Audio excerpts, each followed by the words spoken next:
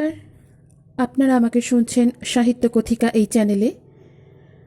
আজকে আপনাদের জন্য যে গল্পটি পাঠ করব, গল্পটির নাম উৎসর্গ, লেখক শ্রী গজেন্দ্র কুমার মিত্র। সকলকে গল্প শোনার আমন্ত্রণ জানিয়ে শুরু করছি আজকের গল্প। অরুণ তাহার প্রকাশকের নিকট হইতে বাড়ি ফিরিল রাত্রি 9টার পরে। ক্লান্ত পদে তিনতলার সিঁড়ি ভাঙিয়া যখন নিজের ছোট্ট ফ্ল্যাটটিতে সে চাবি খুলিয়া ঢুকিল, তখন যেন ওর আলো জ্বালিবার মতো দেহের অবস্থা নাই। অবশ্য আলো জ্বালিবার খুব বেশি প্রয়োজনও ছিল না। পূবের জানলায় শুধু সার্সি দেওয়া ছিল, তাহারই মধ্য দিয়া প্রচুর চাঁদের আলো আসিয়া পড়িয়াছে। ঘরের মধ্যে প্রায় সব কিছুই আবছা দেখা যায়। সে গেঞ্জি ও পাঞ্জাবি খুলিয়া আনলায় টাঙাইয়া রাখিল। তাহার পর ঘরের জানলাগুলি সব খুলিয়া দিয়া একটি ক্যাম্বিসের চেয়ারের উপর দেহ এলাইয়া দিল। নিচে তখন কর্মমুখর কলকাতা ঘুমাইয়া পড়ে নাই। তখনও ট্রাম বাস পূর্ণ উদ্যমে চলিয়াছে। দোকানপাটও সব বন্ধ হয় নাই।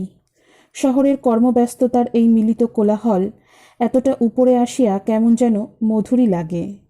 নিচেকার উজ্জ্বল আলো এখানকার চন্দ্রালোককে ম্লান করিতে পারে না, কিন্তু তাহার একটা রেশ এই পর্যন্ত পৌঁছয়। বেশ লাগে অরুণের এই ব্যাপারটা। সে নিজের একান্ত কাছের কলরব পছন্দ করে না, কিন্তু তাই বলিয়া একেবারে নির্বাসনেও তাহার প্রাণ যেন হাঁপাইয়া ওঠে। সেই জন্য ইচ্ছা করিয়াই শহরতলিতে যায় নাই।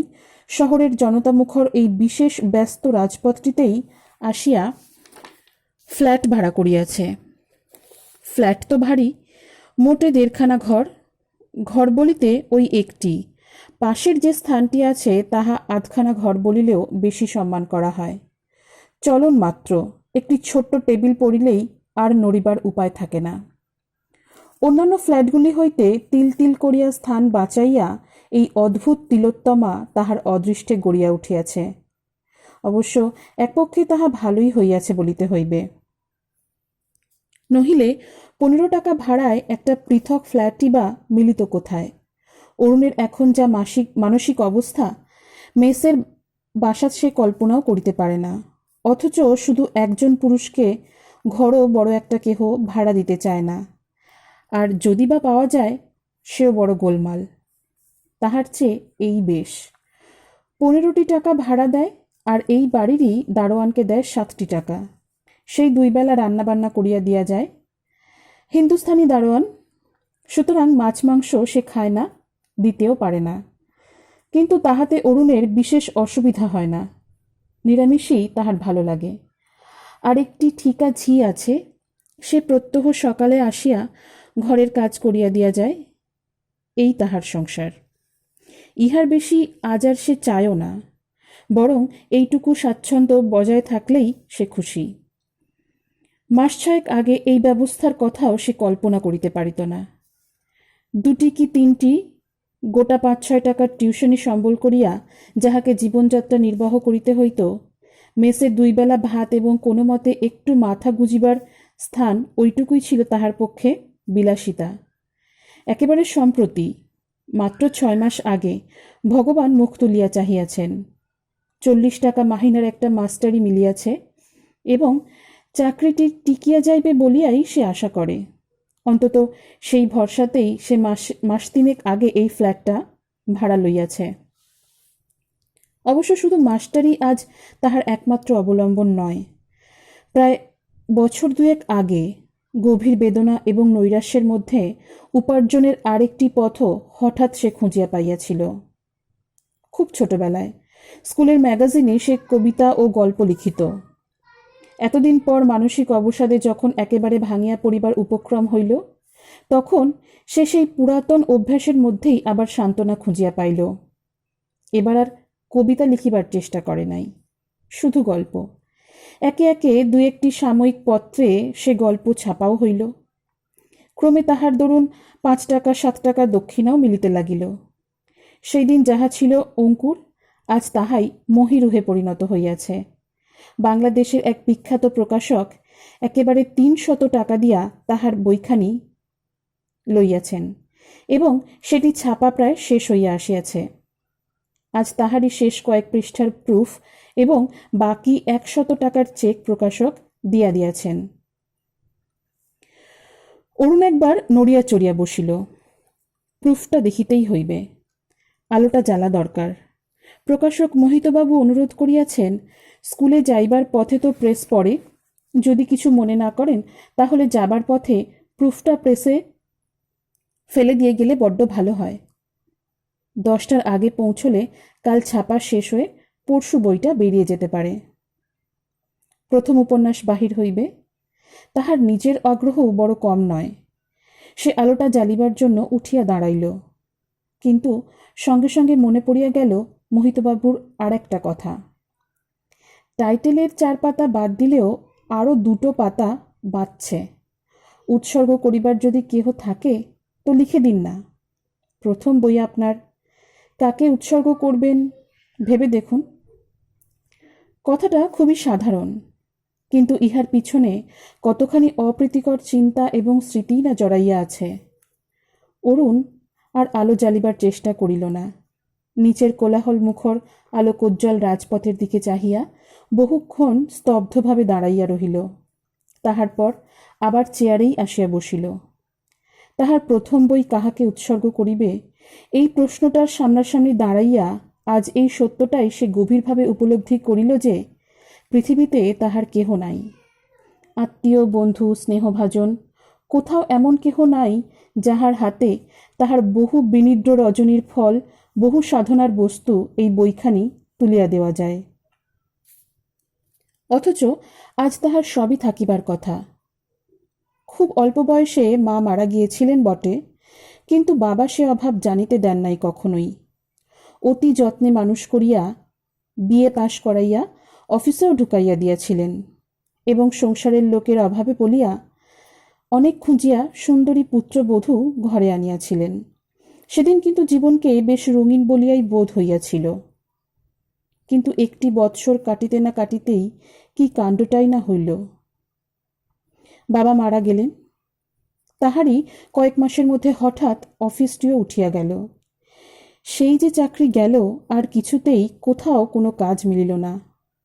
1 মাস, 2 মাস করিয়া বৎসর, ক্রমে 2 বৎসর কাটিয়া গেল। বাবা বিশেষ কিছুই রাখিয়া যাইতে পারেন নাই, সুতরাং একে একে নীলিমার গহনাগুলি সব গেল। তাহার পর ঘরের আসবাবপত্র, সর্বশেষ বাসনকোসনও আর রহিল না। মধ্যে মধ্যে 2-1টি ছোটোখাটো টিউশনি হয়তো পায়, কিন্তু সেও 5-7 টাকা মাত্র। তাহাতে খাওয়া পড়া, বাড়ি ভাড়া সবগুলি চলে না। তাই বাড়ি ছাড়িয়া সে ফ্ল্যাটে আসিল। সেখান হইতে ভাড়া বাড়ির নিচের তলার একখানা অন্ধকার ঘর, তবু তার ভাড়া দেওয়া যায় না। অপমানের ভয়টা বড় বেশি ছিল বলিয়া বেশি করিয়া ধার করিতে সে পারিত না। যাহা কিছু সামান্য পাইত কোনো মতে ঘর ভাড়া মিটাইয়া দিত। সুতরাং নিজেদের ভাগ্যে দিনের পর দিন চলিত উপবাস। উফ, সেদিনের কথা মনে করিলে আজও বুকের রক্ত হিম হইয়া যায়। শুধু নৈরাশ্য ও তিক্ততা। এতটুকু আশা, এতটুকু আনন্দের আলো কোথাও নাই। সারাদিন প্রায় কাজের চেষ্টায় ঘুরিত। গভীর রাত্রে ক্লান্ত দেহ ও মন লইয়া বাড়ি ফিরিয়া দেখিত হয়তো নীলিমা তখনও শুষ্ক মুখে তাহার অপেক্ষায় দাঁড়াইয়া আছে। আগে সে প্রশ্ন করিত, নয়তো একটু ম্লান হাসিত। ইদানিং আর তাহাও করিতে পারিত না। উপর্যুপরি উপবাসে তাহার প্রাণশক্তি গিয়াছিল ফুরাইয়া। দিনের পর দিন এই একই ঘটনা ঘটিয়াছে, তবু একটি 20 টাকার মাহিনা চাকরিও সে জোটাইতে পারে নাই। অরুণের আত্মীয় স্বজনেরা দারিদ্র্য দেখিয়া বহুদিন আগেই ত্যাগ করিয়াছিলেন। নীলিমারও বিশেষ কেহ ছিল না।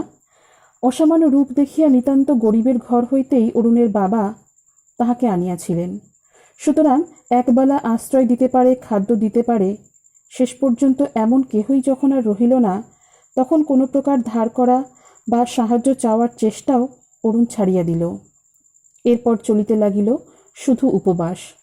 2 দিন 3 দিন অন্তর হয়তো ভাত জোটে, তাও একবেলা। অবশেষে নীলিমা আর সহিতে পারিল না। আশ্রয় দিবার আত্মীয় ছিল না বটে, কিন্তু রূপ যথেষ্ট ছিল বলিয়া সর্বনাশ করিবার লোকের অভাব ঘটিল না। অরুণের চরম দুর্দিনে তাহার ভার বহন করিবার দায়িত্ব হইতে মুক্তি দিয়া নীলিমা একদিন চলিয়া গেল। যাইবার সময় শুধু রাখিয়া গেল এক ছত্র চিঠি। আমি আর সইতে পারলুম না, আমাকে ক্ষমা করো। আমার ভার ঘুচলে তুমিও হয়তো একবেলা খেতে পাবে। অরুণ অকস্মাৎ সোজা হইয়া দাঁড়াইল। তাহার মাথা দিয়া তখন যেন আগুন বাহির হইতেছে। সে বাথরুমে গিয়া মাথায় খানিকটা জল থাবড়াইয়া দিল। তাহার পর হাত মুখ মুছিয়া জোর করিয়া আলোটা জ্বালিয়া প্রুফ দেখিতে বসিল। কাজ সারিতেই হইবে, বৃথা চিন্তা করিবার সময় তাহার নাই। কিন্তু প্রুফ ছিল সামান্য, শীঘ্রই শেষ হইয়া গেল। আবার সেই উৎসর্গের কথা। সামনে কাগজগুলো খোলাই পড়িয়া রহিল। টেবিল ল্যাম্পের আলোটা নিঃশব্দে জ্বলিতে লাগিল। সে জানালার মধ্যে দিয়া রাস্তার উপর আরেকটি বাড়ির কার্নিশ, যেখানে এক ফালি চাঁদের আলো আসিয়া পড়িয়াছে, সেই দিকে চাহিয়া বসিয়া রহিল। মন তাহার চলিয়া গেল তখন কত দূরে, অতীতের এক কুৎসিত কর্দমাক্ত মেঘঘন দিনে, যেখানে আলোর রেখামাত্র নাই। সেদিনের কথা মনে পড়িলে আজও তাহার আত্মহত্যা করিতে ইচ্ছা করে। সেদিন হয়তো তাহার মরাই উচিত ছিল। নিজের স্ত্রীর ভরণ পোষণের অক্ষমতার জন্য যাহাকে ত্যাগ করিয়া যায়, সে আবার সেই কালামুখ লইয়া বাঁচিয়া থাকে কি করে? কিন্তু মরিতে সে পারে নাই। হয়তো স্বাভাবিকভাবে মৃত্যু আসিলে সে আদর করিয়া বরণ করিত, কিন্তু স্বেচ্ছায় জীবনটাকে বাহির করিতে সে পারে নাই। অত দুঃখের পরও পারে নাই। বরং গৃহস্থালির সামান্য যদি দুই একটি তৈজস অবশিষ্ট ছিল, তাহাও বেচিয়া একটা মেসে গিয়া উঠিয়াছিল, এবং নিজের মনেও স্বীকার করিতে আজ তাহার আর লজ্জা হয় না। 2 বেলা ভাত খাইতে পাইয়া সে যেন স্বস্তির নিঃশ্বাস ফেলিয়াছিল। সেই হইতেই সে নিশ্চিন্ত এবং নিঃসঙ্গ। তাহার পর আবার একটু একটু করিয়া সে নিজের জীবিকার ব্যবস্থা করিতে পারিয়াছে। আজ বরং তাহার অবস্থা সচ্ছলই। কিন্তু সেই সচ্ছলতা একদিন যাহার জন্য সবচেয়ে বেশি প্রয়োজন ছিল, দুঃখের ঘূর্ণাবর্তে তাহার সেই জীবন সঙ্গিনী গিয়াছে হারাইয়া। আজ আর এ স্বাচ্ছন্দ্যের যেন কোনো মূল্যই নাই। কোথায় আছে সে কে জানে? সুখে আছে কি আরো দুঃখে আছে? কাহার আশ্রয়ে আছে তাই বা কে জানে? সে কেমন লোক? হয়তো বা বাঁচিয়া নাই, দুঃখে কষ্টে দারিদ্র্যে হয়তো অকালেই এই পৃথিবী হইতে বিদায় লইয়াছে। কথাটা ভাবিতেই অরুণের 2 চোখ অশ্রুপূর্ণ হইয়া আসিল। বেচারি অত দুঃখই সইল। আর কয়েকটা দিন ধৈর্য ধরিয়া থাকিলে হয়তো আর ইহার প্রয়োজন হইত না। আজ এই স্বাচ্ছন্দ্যের সেও অংশ লইতে পারিত। আজ আর তাহার প্রথম উপন্যাস কাহাকে উৎসর্গ করিবে, এ প্রশ্ন উঠিত না। সে হয়তো আজও বাঁচিয়া আছে, অথচ এ সমস্যার মীমাংসা করিতে পারিতেছে না অরুণ কিছুতেই। নীলিমাকেই সে উৎসর্গ করিবে নাকি শেষ পর্যন্ত? কুলোত্যাগিনী স্ত্রীকে? দোষ কি? চিন্তাটা মাথায় আসিবার সঙ্গে সঙ্গে সে যেন অস্থির হইয়া উঠিল। চুপ করিয়া বসিয়া থাকিতে না পারিয়া সংকীর্ণ ঘরের মধ্যেই পায়চারি শুরু করিয়া দিল। বেচারি নীলিমা, তাহারই বা অপরাধ কি? কি কর্মটাই না করিয়াছে সে! দিনের পর দিন নিরম্ব উপবাস করিয়াছে, লজ্জা নিবারণের কাপড়টুকু পর্যন্ত জোটে নাই। বহুদিন তাহাকে গামছা পরিয়া একমাত্র ছেঁড়া কাপড়খানা শুকাইয়া লইতে হইয়াছে। তবু সে তাহাকে গঞ্জনার একটি শব্দও মুখ দিয়া উচ্চারণ করে নাই। কোনো প্রকার অনুযোগ করে নাই। আবার স্বামী খাইবে বলিয়া সঞ্চয় করিয়া রাখিয়াছে। শেষ পর্যন্ত যদি সে একদিন দুর্বল হইয়া পড়িয়াই থাকে, তো এমন কিছু অপরাধ নয়। অরুণ তাহার মনের মধ্যে বহুদূর পর্যন্ত দৃষ্টি মেলিয়া দিয়া আজ বোধ করি প্রথম লক্ষ্য করিল যে সেখানে নীলিমার সম্বন্ধে কোনো অভিমান, কোনো অনুযোগই আর অবশিষ্ট নাই। হয়তো আছে বেদনাবোধ, কিন্তু তাহার জন্য দায়ী তাহার নিজের অদৃষ্ট। যতদিন নীলিমাকে সে পাইয়াছে, কখনো কোনো অভিযোগের কারণই সে তো ঘটিতে দেয় নাই। স্নেহে, প্রেমে, সেবায়, লীলাচাঞ্চল্যে পরিপূর্ণ তাহার সেই কিশোরী বধূটির কথা মনে পড়িলে আজও সারা দেহে রোমাঞ্চ হয়। না, যতদিন সে পাইয়াছে আশ মিটাইয়া পাইয়াছে। এমন দুর্ভাগ্য খুব অল্প লোকেরই হয় বটে, কিন্তু এমন সৌভাগ্যও কদাচিৎ দেখা যায়।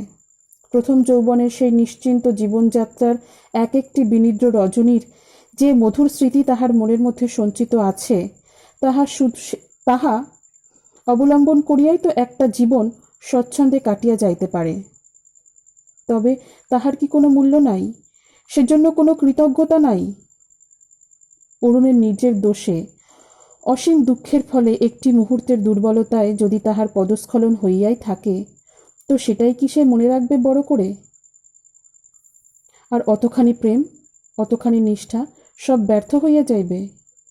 না, মনের এই দুর্বলতা, এই অন্যায় সংস্কারকে সে কিছুতেই প্রশ্রয় দিবে না। নীলিমাকেই সে প্রথম বই উৎসর্গ করিবে। নিজে তখন রাজপথ জনবিরল হইয়া গিয়াছে, দোকানপাটগুলি বন্ধ হইয়াছে, সঙ্গে সঙ্গে রাস্তার আলো হইয়া উঠিয়াছে ম্লান। শহরে অশান্ত বিক্ষুব্ধতার উপর যেন চমৎকার একটি সুষুপ্তি নামিয়া আসিয়াছে। সমস্তটা মিলিয়া একটা করুণ অথচ মধুর শান্তি। সে খানিকটা যেন কিসের আশায় কান পাতিয়া দাঁড়াইয়া রহিল। পাশের ফ্ল্যাটে তখনও স্বামী স্ত্রীর আলাপের গুঞ্জন শোনা যাইতেছে। নিচে কোথায় একটা ছেলে কাঁদিতেছে একটানা সুরে, আর সব শান্ত, স্তব্ধ। সে একটা দীর্ঘ নিঃশ্বাস ফেলিয়া ফিরিয়া আসিয়া আবার চেয়ারে বসিল। তাহার পর দৃঢ় হস্তে প্রুফের কাগজগুলি টানিয়া লইয়া উৎসর্গ পৃষ্ঠাটি লিখিয়া দিল। বেশি কিছু নয়, শুধু শ্রীমতী নীলিমা দেবী, কল্যাণী আশু। পরের দিন সন্ধ্যাবেলায় বই বাহির হইয়া গেল। প্রকাশক মোহিতবাবু এক কপি হাতে করিয়া রাত্রে আসিলেন রক্ষিতার বাড়ি। উপরে উঠিয়া তাহার সামনে বইখানা ফেলিয়া দিয়া কহিলেন, এই নাও, তোমার সেই বই বেরিয়েছে। সে বসিয়া কি একটা বুনিতেছিল। তাড়াতাড়ি সেইগুলি নামাইয়া রাখিয়া সাগ্রহে বইটি তুলিয়া লইল। চমৎকার বাঁধাই, উপরে রঙিন ছবি, তাহারই মধ্যে ঝকঝক করিতেছে বই ও লেখকের নাম।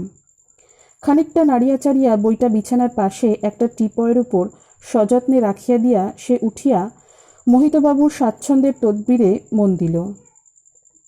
চাদর ও জামাটা খুলিয়া তাহার হাতে দিতে দিতে মোহিতবাবু বললেন, বাবা, বাঁচলাম। যা তাগাদা তোমার! ওই বইটা যেন আমার সতীন হয়ে উঠেছিল। তাহার পর নিচের ঢালা বিছানায় দেহ এলাইয়া দিয়া কহিলেন, রামটহল গেল কোথায়? একটু তামাক দিতে বলো। বেরুলো তো, এখন খরচাটা উঠলে বাঁচি। তোমার কথা শুনে একগাদা টাকা দিয়ে বইটা নিলাম, ওর অর্ধেক টাকাও কেউ দিত না। ওপক্ষ তখন কিছু একটা কাজে ব্যস্ত ছিল, মুখ না ফিরাইয়াই কহিল, নিশ্চয়ই উঠবে, অত ভালো লেখা লোকে নেবে না। মুখটা বিকৃত করিয়া মোহিত কহিলেন, কে জানে কি লেখা, আমি কি আর কোনোটা পড়েছি ছাই? তুমিই খালি ওর নাম করতে লাগলে। হ্যাঁ গো মশাই, শুধু বুঝি আমি? ভালোই যদি না হবে তাহলে অতগুলো মাসিকপত্র ওর লেখা ছাপে কেন? মোহিতবাবু একটা তাচ্ছিল্যসূচক শব্দ করিয়া কহিলেন, হ্যাঁ, ওদের তো ভারী বুদ্ধি, ওরা যা পায় তাই ছাপে। তোমারও যেমন খেয়ে দিয়ে কাজ নেই, যতগুলো কাগজ অরুণবাবুর লেখা ছাপে সবগুলোই তো তুমি নিতে শুরু করে দিয়েছ দেখছি। কি করব, একলা সময় কাটে কি করে আমার? তুমি কিছু ভেবো না, নিশ্চয়ই ভালো বিক্রি হবে। সব কাগজে পাঠিয়ে দিও, দেখবে ভালো আলোচনা বেরুলেই বিক্রি হতে শুরু হবে। হলেই বাঁচি, একেবারে নতুন লেখক, ভয় করে বড্ড। মোহিতবাবু খানিকটা চোখ বুঝিয়া পড়িয়া রহিলেন। একটু পরে রামটহল তামাক দিয়া যাইতেই উঠিয়া বসিয়া গড়গড়ার নলটা হাতে তুলিয়া লইয়া কহিলেন, হ্যাঁ, আর একটা ভারী মজার ব্যাপার বলতে ভুলে গেছি। শুনেছ, ওর বউয়ের নামও নীলিমা। নীলিমা হেঁট হইয়া খাবার জল থালায় রাখিতেছিল। জলখাবার থালায় রাখিতেছিল। অকস্মাৎ তাহার হাতটা কাঁপিয়া উঠিল। প্রশ্ন করিল, কে বলেছে? মোহিতবাবু জবাব দিলেন, ওই দেখো না বইটা খুলে, উৎসর্গ করেছেন তার নামে। নীলিমা তাড়াতাড়ি বইটা খুলিয়া উৎসর্গ পৃষ্ঠা বাহির করিল। মিনিটখানেক সেদিকে নিঃশব্দে চাহিয়া থাকিয়া প্রশ্ন করিল, কিন্তু ও যে ওর বউয়ের নাম তা তুমি কেমন করে জানলে? মোহিতবাবু মুখ হইতে নলটা সরাইয়া বলিলেন, নামটা দেখে ভারী মজা লাগলো। বলতে তো পারি না কিছু, ওকেই জিজ্ঞেস করলাম, ইনি কে মশাই? অরুণবাবু জবাব দিলেন, আমার স্ত্রী। অদ্ভুত মিল না? নীলিমা কোনো উত্তর দিল না। তখনও তাহার চোখের সামনে সেই উৎসর্গ পৃষ্ঠা খোলা, কিন্তু অক্ষরগুলি তখন আর চোখে পড়িতেছিল না। সব যেন তাহার দৃষ্টির সম্মুখে লেপিয়া মুছিয়া একাকার হইয়া গিয়াছে। আরও মিনিট দুই পরে বইটা বন্ধ করিয়া সে ঈষৎ রুদ্ধ কণ্ঠে কহিল, বসো, তোমার চাটা নিয়ে আসি।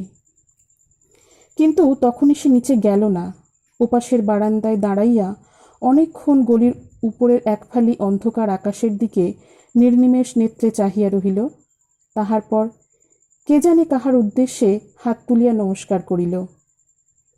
মোহিতবাবু ততক্ষণ ঘুমাইয়া পড়িয়াছেন। আপনার শুনছিলেন গল্প উৎসর্গ।